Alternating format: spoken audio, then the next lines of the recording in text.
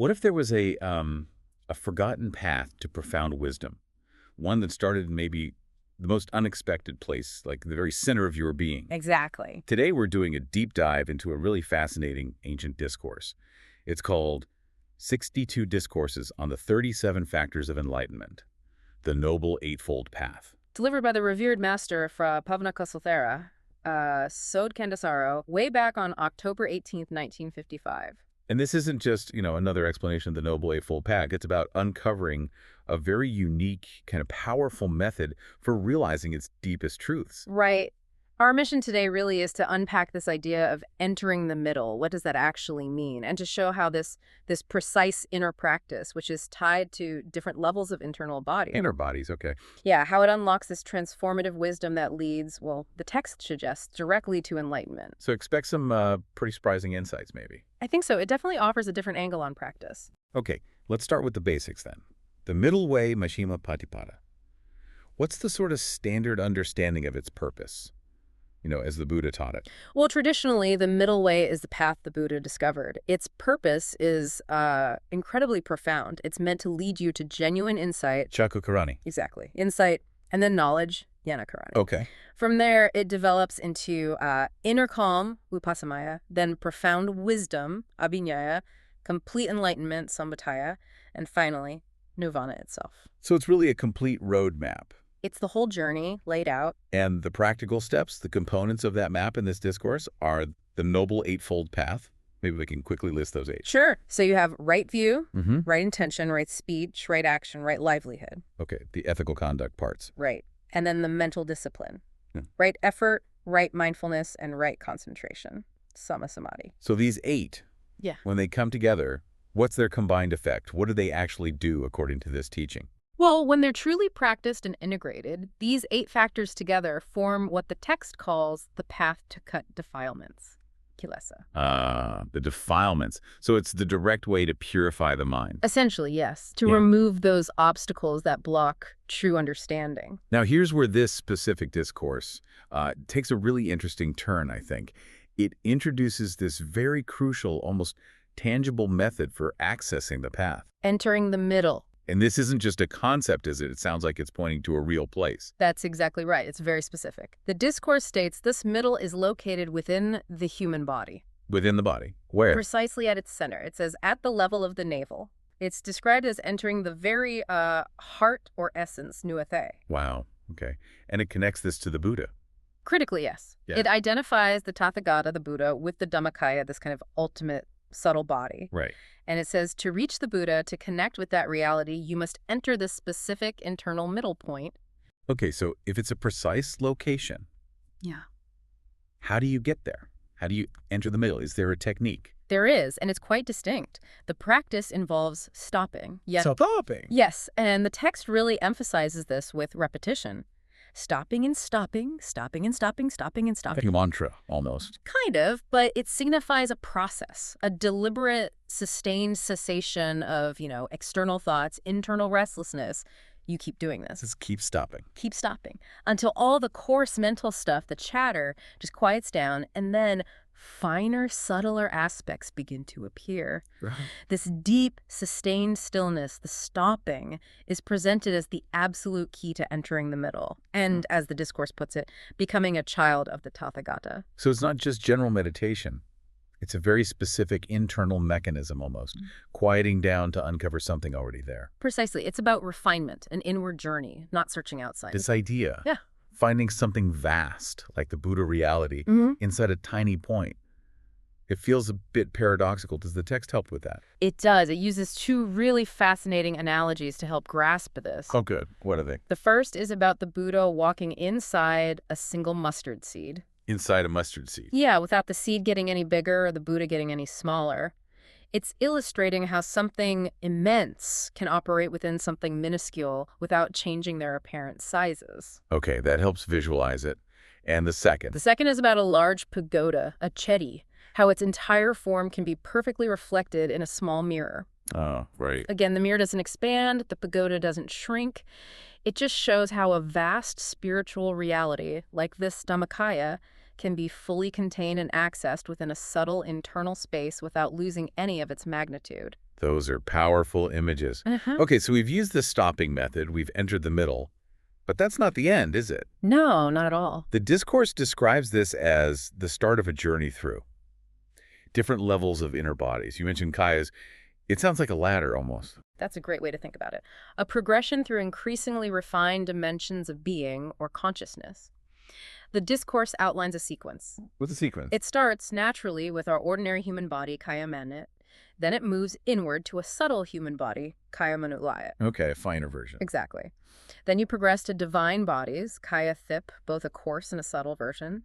Then form realm Brahma bodies, Kaya Rupa From, again coarse and subtle. Getting very subtle now. And even further to formless realm Brahma bodies, Kaya Rupa From, coarse and subtle. Wow, 8 levels deep. 8 layers, yes. And the culmination of this specific sequence, the ultimate goal within it, is the Dhammakaya itself. The Dhammakaya. And this is described visually. Remarkably so. It's described as resembling a radiant Buddha image, Phra Bhavana, with specific dimensions mentioned nearly 5 wa across the lap, a lotus bud pinnacle. It suggests a very tangible, albeit subtle, internal reality. This is called the Dhammakaya Gutrabu, a really significant stage. A whole internal architecture. Incredible.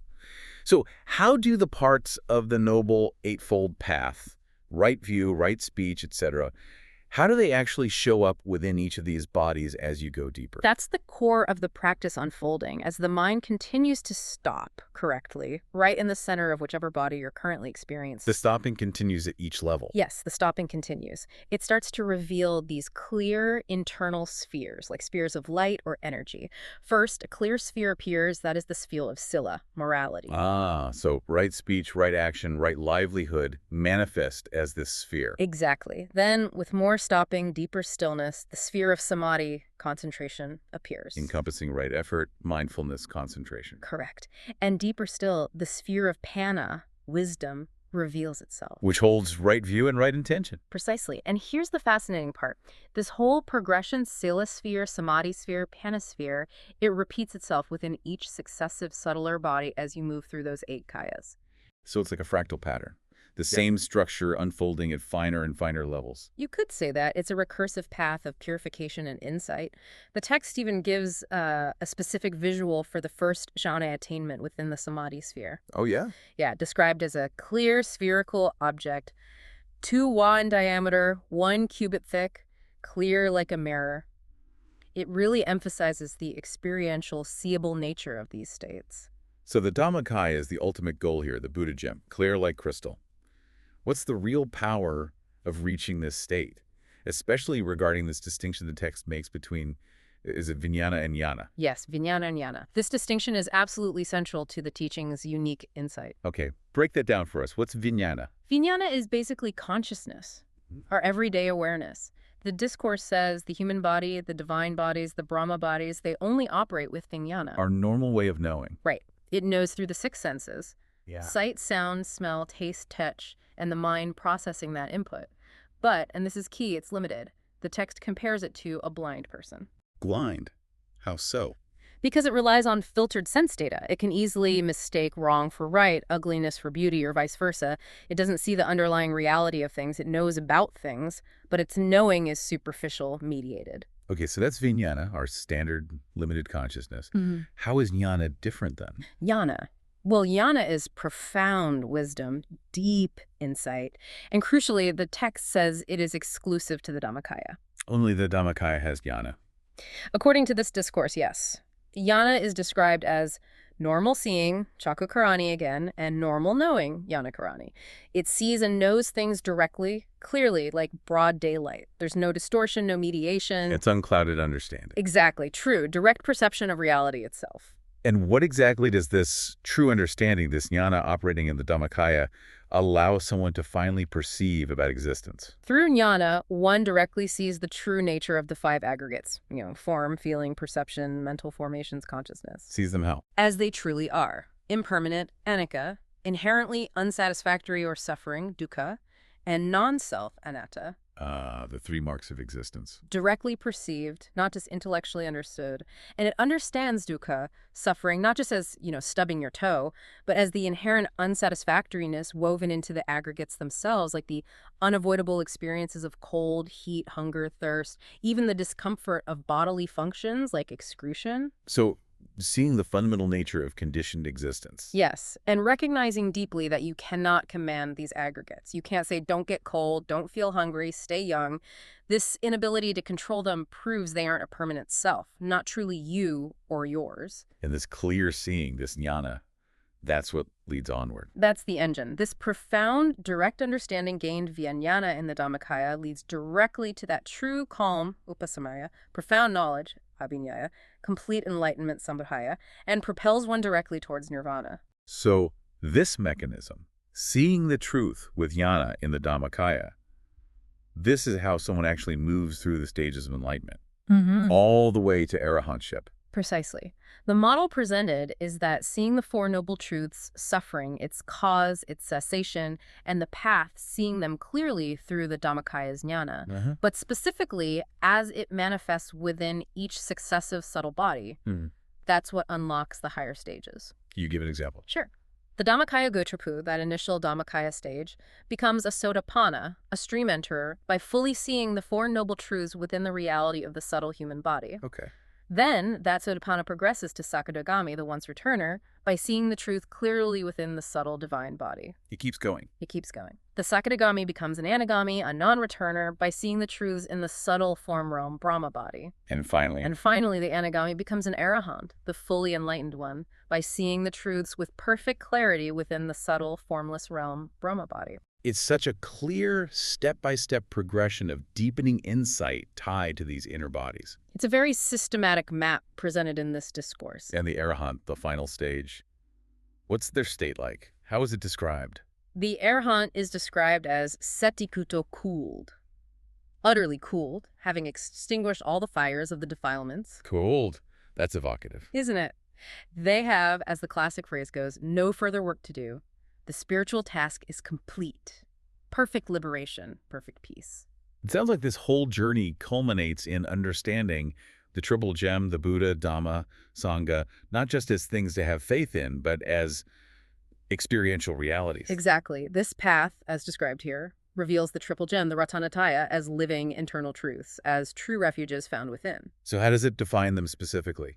The Buddha Ratana, the Buddha Gem, is the Dhammakaya itself, that clear, radiant, internal Buddha form. Okay, the goal is the Buddha Gem. Then the Dhamma Ratana, the Dhamma Gem. That's the actual method or reality that enables one to become the Dhammakaya. The stopping process. The whole process, stopping the mind in the center of each body, leading to those sequential spheres of Sila, Samadhi, and Panna unfolding within each Kaya. That process is the Dhamma Gem. And interestingly, the text says this is the very Dhamma that Buddha himself revered and practiced. Wow, and the Sangha Gem. The Sangha Ratana, the Sangha Gem, is then understood as the collective reality of the Dhammakayas, of the noble disciples, people like the Venerable Kaṇḍa, the first disciple, and all others who achieved that same enlightened state through this method. So the Triple Gem isn't out there, it's realized in here. It emphasizes that these ultimate refuges are accessible, tangible, and can be embodied within oneself through this practice. Now, for anyone listening who might think, well, I practice, I study, isn't that enough? The discourse has this really striking analogy, doesn't it, about the 5 tastes of milk. Ah, yes, the Panyagarasa. It's very pointed. Can you explain that one? It compares 5 products derived from milk, the fresh milk itself, then sour milk or curds, then condensed milk or fresh butter, then clarified butter or ghee. 5 progressively richer tastes. Okay. The discourse says that engaging in religious practices, rituals, study, even basic meditation without actually attaining the Trikajam internally, without realizing the Dhammakaya, is like being a hired cowherd. A hired cowherd. Yeah. The cowherd does all the work, right? Tends the cows, milks them, maybe even helps process the milk into these 5 products. They perform all the duties associated with the milk. Right. They do the job. But they never actually get to taste the rich, delicious, transformative flavors of the milk, the butter, the ghee themselves. They just collect their wages for the work. Oof. So you can do all the religious work, but miss the actual taste, the essence. That's exactly the point it's making. It highlights that direct inner realization The actual experience of the Dhamma, culminating in the triple gem within, is paramount. Without tasting it yourself, you haven't truly benefited from the Dhamma's full richness and potential. It's a call for experiential depth, not just surface activity. Wow. Okay. We have definitely journeyed through a profound teaching today and incredibly specific. This idea of the middle way as a tangible internal path, starting right at the center of your being. It's a very detailed map for inner transformation, quite different from more philosophical interpretations sometimes. Yeah, it really paints a picture of self-discovery as this precise internal navigation. It certainly invites a different perspective, focusing so strongly on that internal experiential journey accessed through stopping. It really does. So this deep dive, it's kind of shown us that maybe true spiritual insight isn't just about thinking the right thoughts, but about undertaking a very precise inner journey. So here's something to maybe ponder. What if the real key to unlocking the deepest truths isn't about searching far and wide, but about knowing how to find that ultimate middle, that center point, right within yourself? How might really grasping that shift your own approach to finding wisdom and exploring who you are?